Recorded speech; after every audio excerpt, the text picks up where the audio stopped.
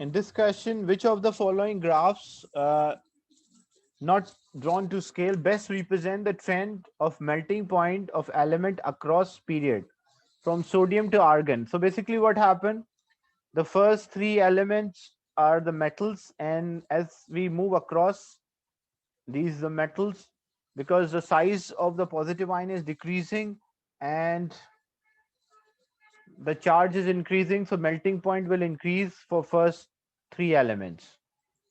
And then for group 4, a sudden increase is there. Why the sudden increase is there for group 4?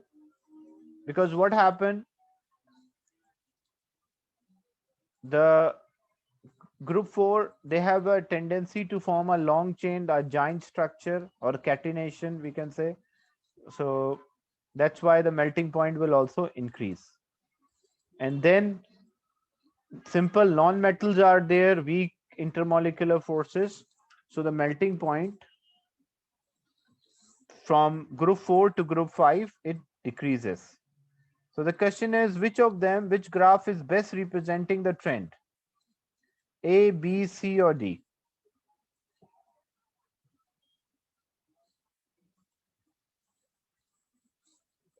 Yeah, which graph best represent this trend? For question 12, yeah, A is the right answer. Because like metals and then group 4, till group 4 it increases. Group 4 is having the highest. Why? Even though it's a non-metal, but because of a giant structure, it is having the highest melting point. And then for non-metals, group 5, 6, 7, simple molecular structures are there. So the melting point gradually decreases, or small change across the period. This is not down the group, this is across the period.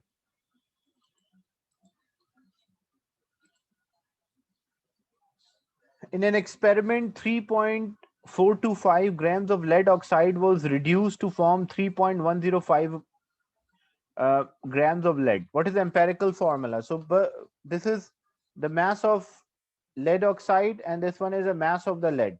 So what is the mass of oxygen? So I will subtract to get the mass of oxygen.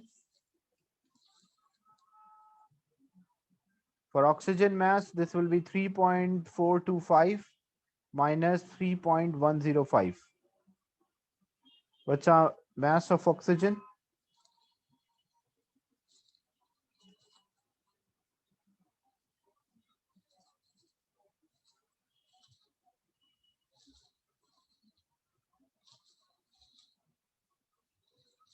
0.32. So that's equal to 0.32. So we have the, but we need empirical formula to calculate the empirical formula. So from mass also we can calculate the empirical formula. Uh, the lead mass is 3.105 and oxygen is 0.32. First thing, divide by atomic mass. So what is the atomic mass of the lead? It's 212, as you can see.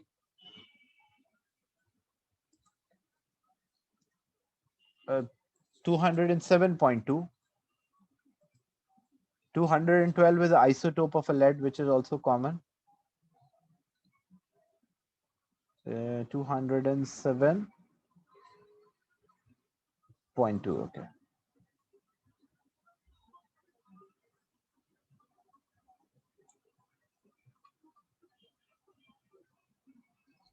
So the first one for lead, I will divide by 207.2. And this I'll divide by 16. What's the answer? 3.105 divided by 207.2. 3.105 divided by 207.2.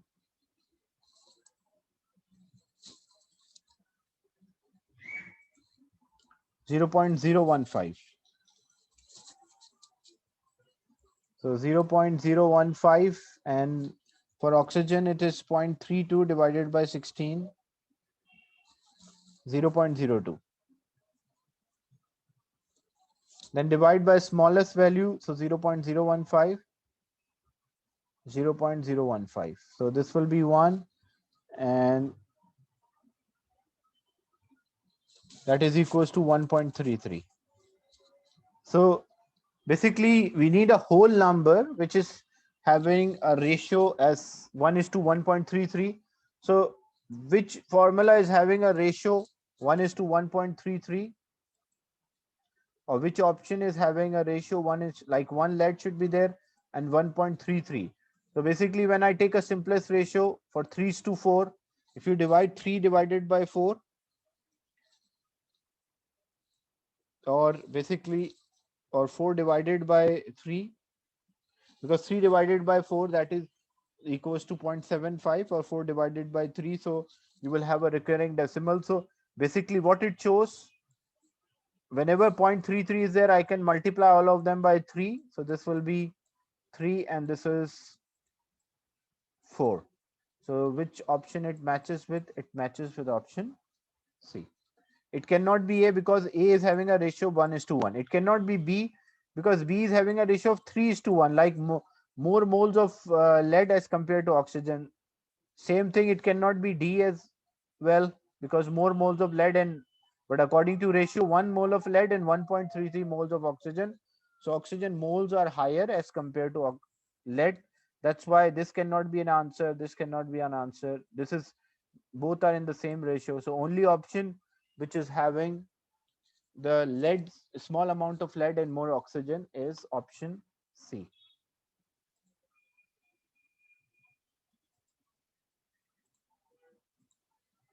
Which of the following has iron has a smallest radius? So for ions to have a smaller, like fluorine, basically what happened in fluorine atomic number is 9. So it means it has 9 proton, and how many electrons it is attracting, because negative charge is there, so 10 electrons. For magnesium, atomic number is 12, so 12 proton will be there, but charge is +2, so 10 electron. For sodium, 11, atomic number 11, so 11 proton, and charge is +1, so 10 electron. And oxygen, 8, and -2 means it took 2 extra electron. So which electrons will experience the strongest force? Like here, 10 electrons are attracted by 9 proton, 10 electrons are attracted by 12 proton, 10 electrons are attracted by 11 proton, 10 electron attracted by 8. So which one you think will have a greater attraction?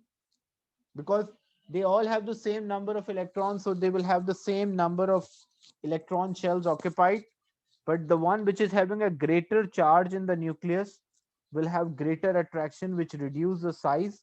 So the smallest size will be B. And if the same question was there, largest, so the one which is having less proton and more electron, or greater difference between the ratio of proton and electron, so that oxygen is there, so oxygen will have the greater size.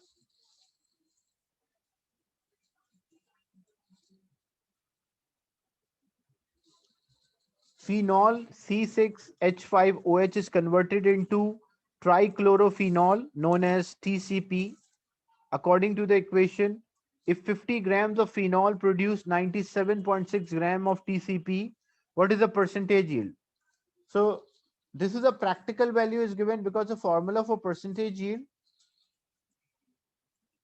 the percentage yield is equals to practical value divided by theoretical value multiplied by 100. Practically we are getting this, but theoretically how much we should get?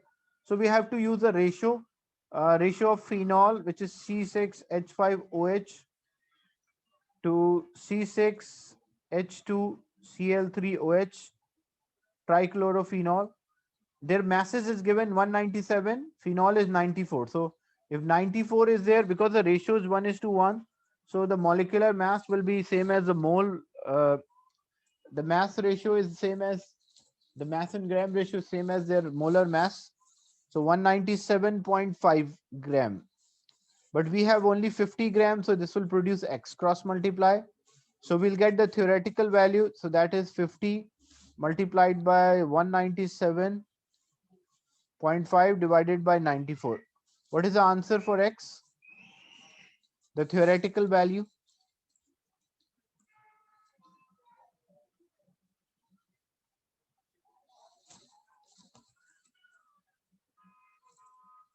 $105. So 105 is a theoretical value. But we need a percentage yield. Percentage yield is a practical value. Practically, we are getting 97.6. Theoretically, we should get 105. Multiply by 100. So what's the answer for this percentage yield? 97.6 divided by 105 multiplied by 100.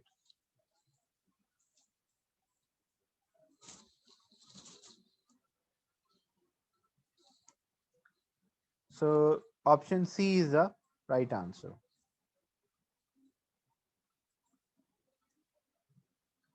Which of the following contain a dative bond?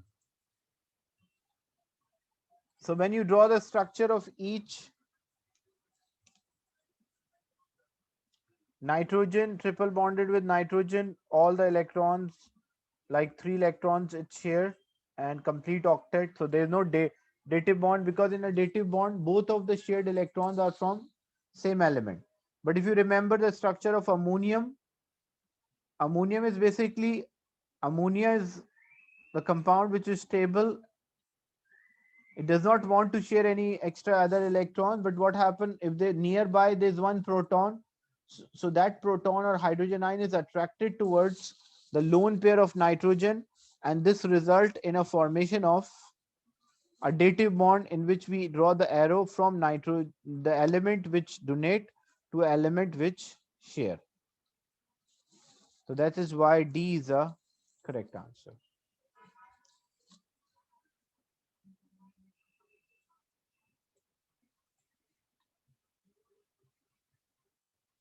If the price of 1 ton, which is 1000 kilogram of a sulfur, is 160 pounds, what is the cost to the nearest pound for a sulfur needed to make 1 ton of sulfuric acid?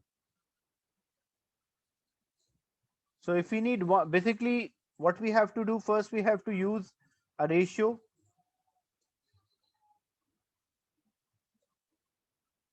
Because what is the mass of a sulfuric acid?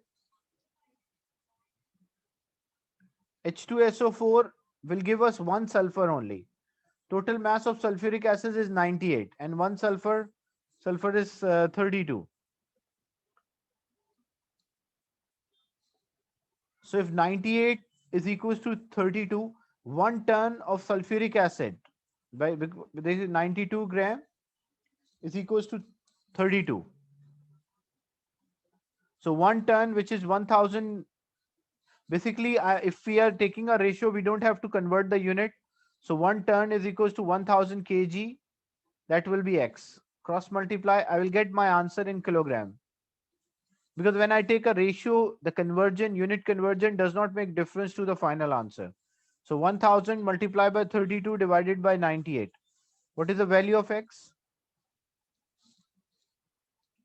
That will give us basically the mass of sulfur which is required to produce 1 ton of sulfuric acid or 1000 kilogram. So that's 326.5 so ton.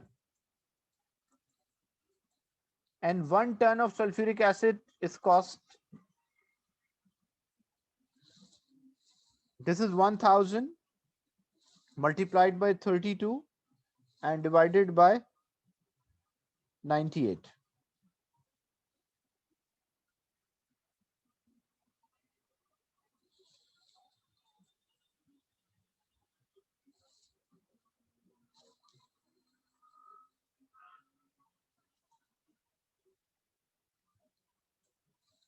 Yeah, that's in kg, sorry. Because I use the answer in.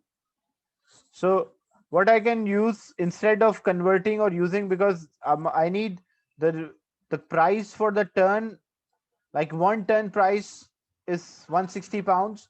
So instead of doing in kilogram, I can directly do in tons. If I don't, because when I'm taking a ratio, so for 1 ton of sulfuric acid, how much X? So cross multiply. So this will be X will be equal to 32 divided by 98. What is 32 divided by 98?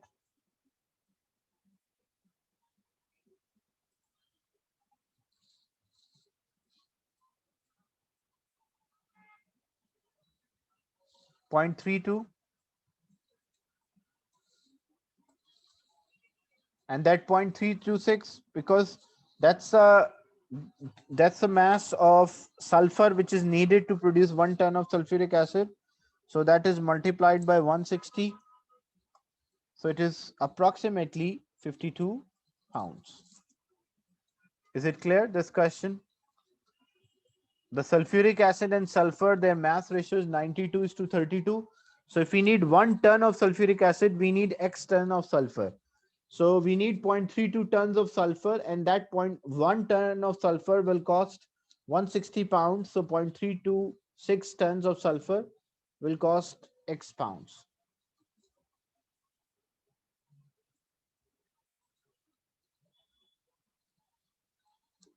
Potassium combines with iodine to form potassium iodide. Which of the following describe the bonding in three of the substance? Potassium is a metal, so metallic bond.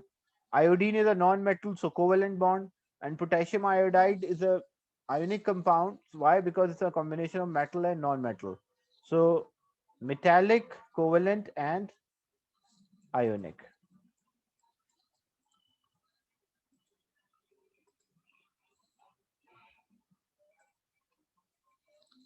Which of the following does not represent the structure of a compound 2-methyl pentuene?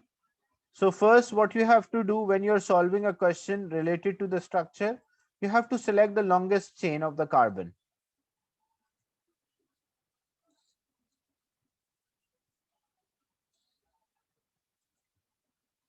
So when I select the longest carbon chain, 1, 2, 3, and I have to include the double bond as well, 1, 2, 3, 4, 5. So, or 1, 2, 3, 4, 5.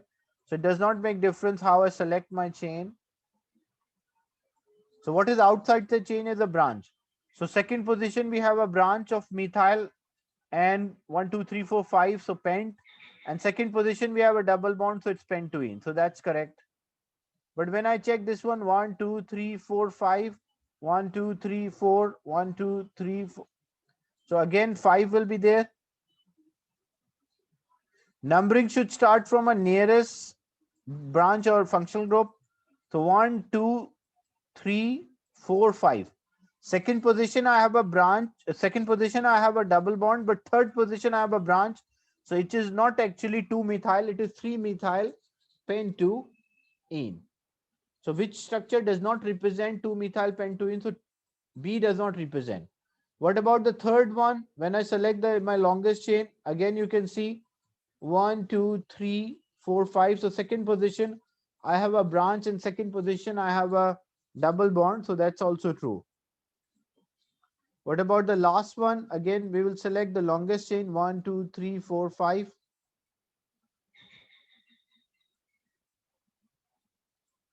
So 1, 2, 3, 4, 5. So second position, we have a branch, and second position, we have a functional group double bond. So it is also 2-methyl pentuene. The only one which is not correct is B. Ions with the same electronic structure are said to be isoelectronic. Isoelectronic means they have same number of electrons. Which of the following compound is made up of isoelectronic ions? So the calcium oxide, calcium is having 20 electrons, but when it forms, calcium loses electron, so it will have 18 electrons. And oxygen is having 8 electrons, but it gained 2 electrons, so it will have 10 electrons. So this is not isoelectronic because the ions are not having the same number of electrons.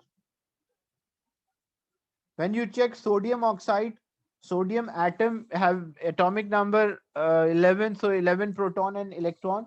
But if it form a compound, it will lose 1 electron, so it will have 10 electron.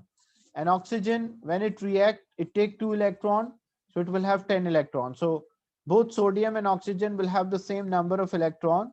So we call them as isoelectronic. That's why C is the right answer. Is it clear?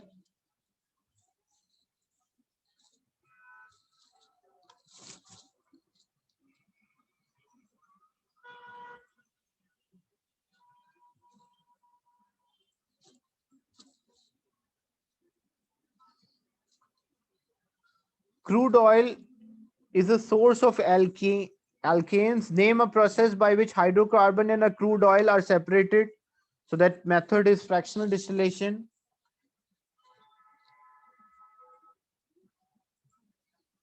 Alkane X is a composed of a straight chain molecule with 9 carbon atom. What is the journal formula?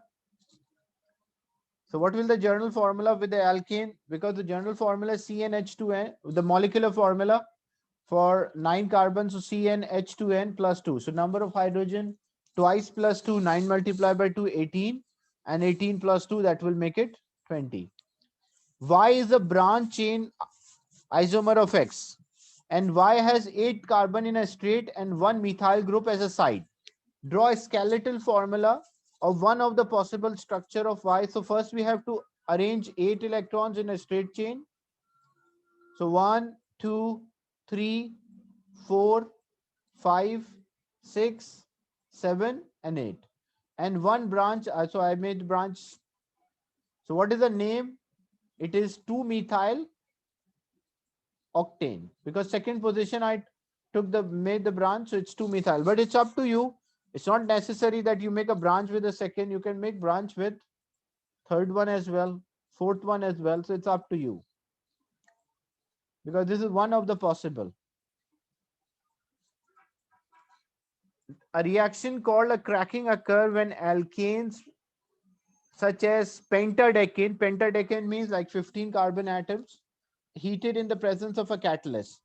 Give an equation to show a cracking of one molecule of C15H22 to form one molecule of ethene, and one other product is there.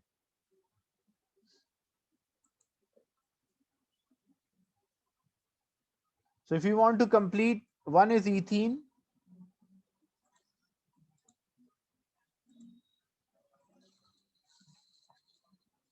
C15 and H32. So it will be C. H means 2 carbon, and ene because the number of hydrogen should be twice. Then it will be C, remaining will be there, so C13 and H28.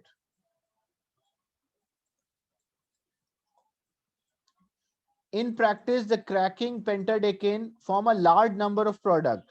Suggests why this is so. Like example, there are many products are formed when we crack this pentadecane. So basically, pentadecane here refers to like 15 carbon atoms are there. So there are many possibilities of bond breaking. Like there are many ways the bond can break. As you can see, like if 15 carbon atoms are there, the bond can break from multiple sides. Like maybe this bond breaks, maybe this bond break, maybe this also breaks. So multiple ways the bond can break. That's why this will give large number of products. In the petroleum industry, some straight chain alkanes are processed to form a cyclic hydrocarbon. When octane is processed, each molecule of octane produce one molecule of cyclic hydrocarbon C8 and H12. 3 molecules of hydrogen as the only product.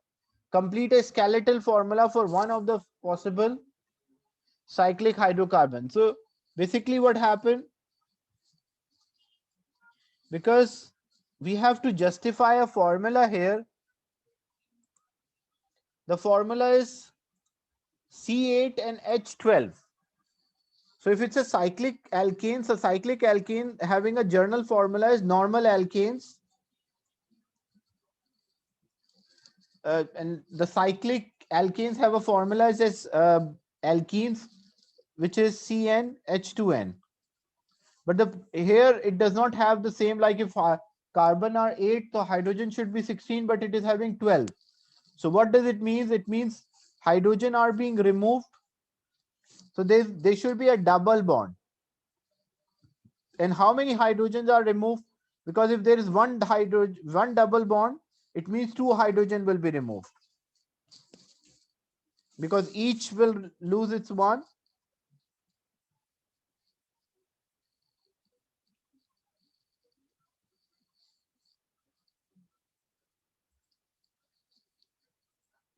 If I draw this a journal like example, this will be, if there was no double bond, then this is CH2, CH2, CH2, CH, CH3,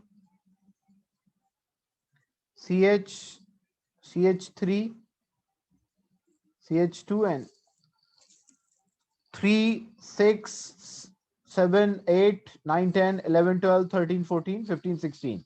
But I don't want 16, I want 12 only. So if I made one double bond here, so this it means two hydrogen are removed. So now I'm left with 14. Then I have to make another double bond. So if I make a double bond here, so this will not have any hydrogen, one hydrogen, and this will not have any hydrogen. So this structure, skeletal formula, so I can draw in this manner. Is it clear?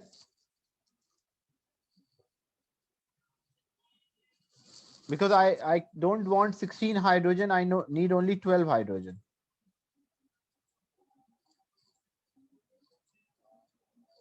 Suggests why the petroleum industry process the straight chain alkane to form a cyclic. So basically what happened when we make them cyclic or do a reforming, the cyclic can burn easily as compared, because cyclic compounds, they have low boiling point, so they can be easily vaporized and burned compared to the straight chain.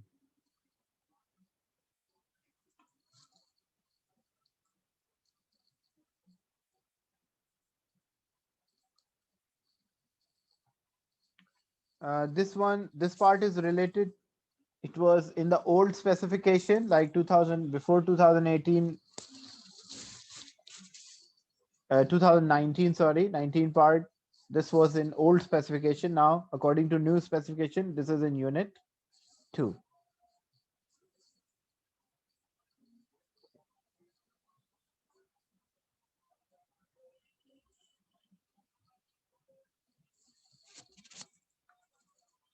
Iodine monochloride is a interhalogen compound. Interhalogen means it is formed between the two halogen.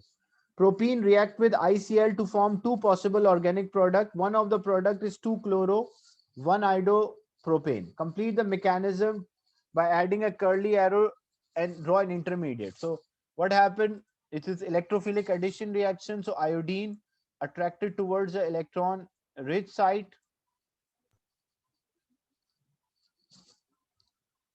and chlorine will take both of their electrons.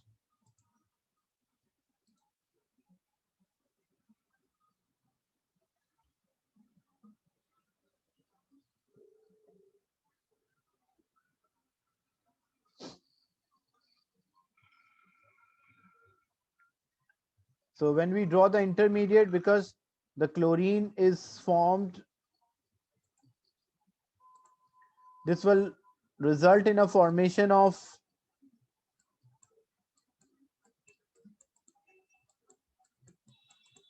iodine is attached to this first one, and then it will form a carbon cation.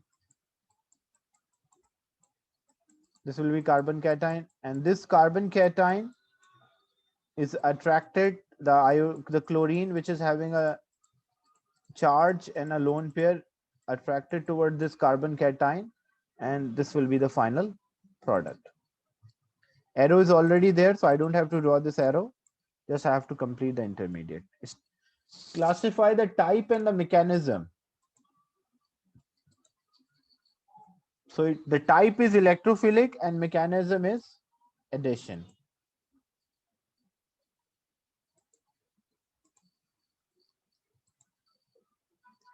Draw a structure of the other product of this reaction. So what could be the other product of this reaction? Because here the carbon cation is formed. The first one, like this is a carbon cation which we formed. But what is the second possibility? That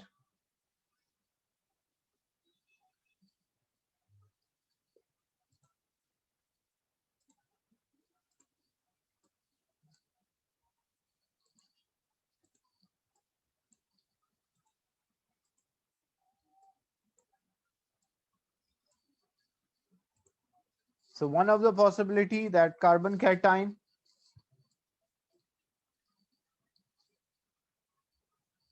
the iodine reacted with the first one, and this one is a carbon cation. The second possibility is iodine added to the second one, and this is a carbon cation. The iodine added to the second one, and the carbon cation is the first one. But which carbon cation is stable? So when you check this one, this carbon cation is surrounded by two alkyl group. Here, the carbon cation is surrounded by only one carbon chain. So the first one is more stable. Because carbon cation surrounded by more alkyl groups does not tend to attract the electron too much, so it reduces the positive charge on the carbon cation and increases stability. So draw the structure of the other product. So other product, basically what happened, iodine will be here and chlorine will be other side.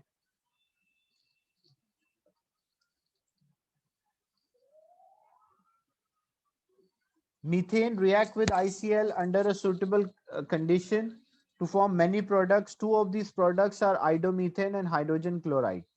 The reaction between ICl is similar to that between methane and chlorine. Suggest essential condition. So this is a free radical substitution reaction. So essential condition for free radical substitution reaction is ultraviolet, light, and around 300 °C. The mechanism of the reaction between methane and ICl involve three stages. In your answer, include the type of reaction and mechanism. So the type of reaction and mechanism, so it is a free radical substitution reaction.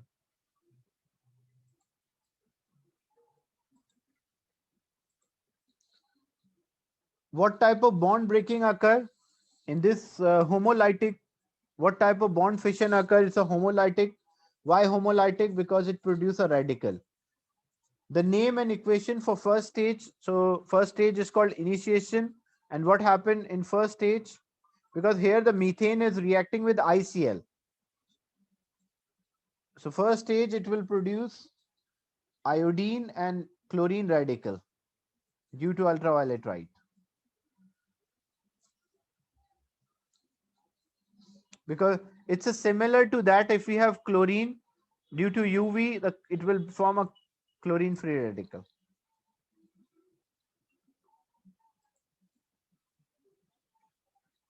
So initiation, producing a free radical. Propagation, what happened?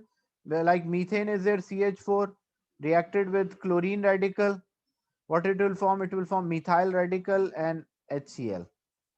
And methyl radical reacted with ICl, so result in a formation of idomethane plus chlorine radical. So this is called propagation. And termination, how the reaction terminate or end?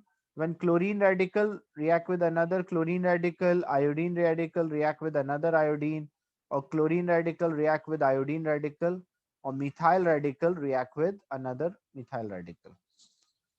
Is it clear, this discussion?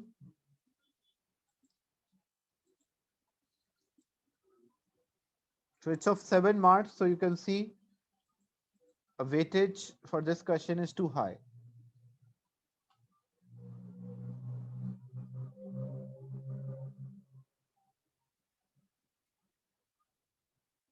Is it clear? The last part, last question, the mechanism, initiation, propagation, termination. Why specifically I use a chlorine radical? Why not iodine radical? Because you can see in the question they mentioned the product. The product is hydrogen chloride. So if product is hydrogen chloride, it should start with chlorine radical. If the product was hydrogen iodide, then I should have iodine radical here.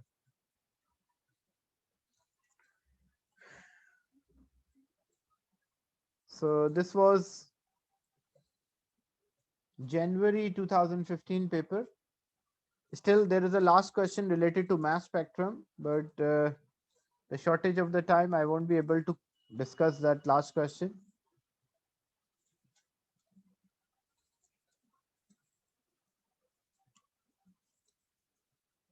So now I will send the weekly homework as a past paper. So you will solve past papers and mark your doubt, submit weekly. Any question related to the class?